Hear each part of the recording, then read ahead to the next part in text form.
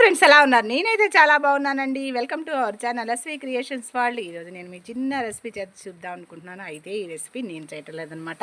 దానికి మాత్రం ప్రిపరేషన్ అయితే మాత్రం చేస్తాను. అదేంటంటే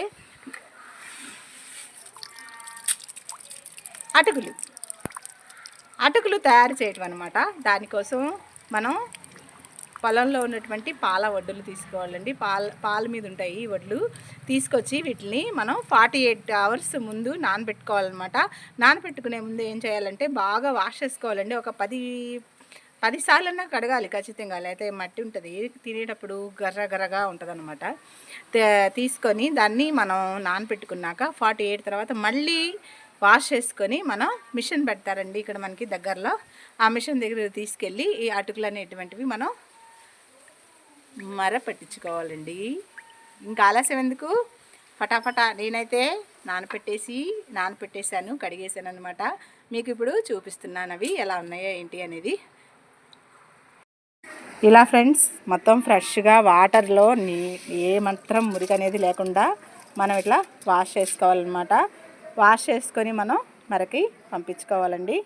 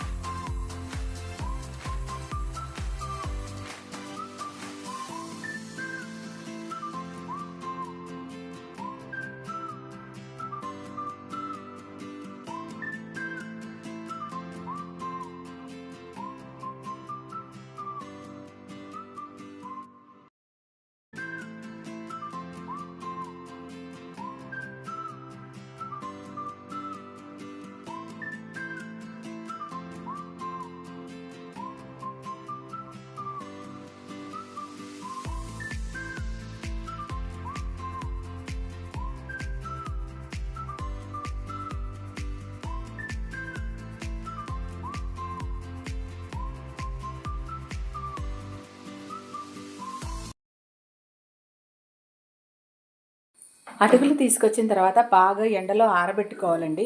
ఆరబెట్టుకుంటే మనకి నిల్వ స్టోర్ ఉంటాయి అన్నమాట. లేకపోతే ఏమవుతుందంటే పురుగు పట్టేస్తుంది.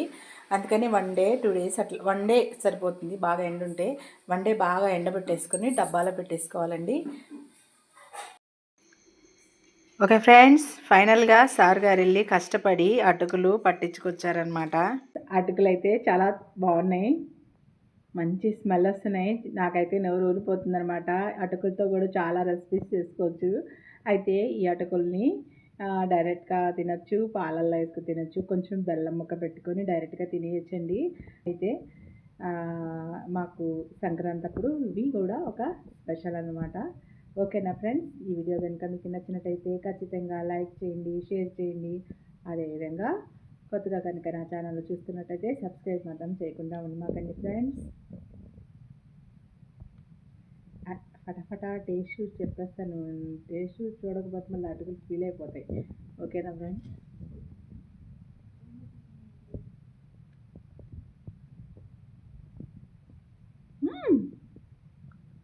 చాలా బాగున్నాయి.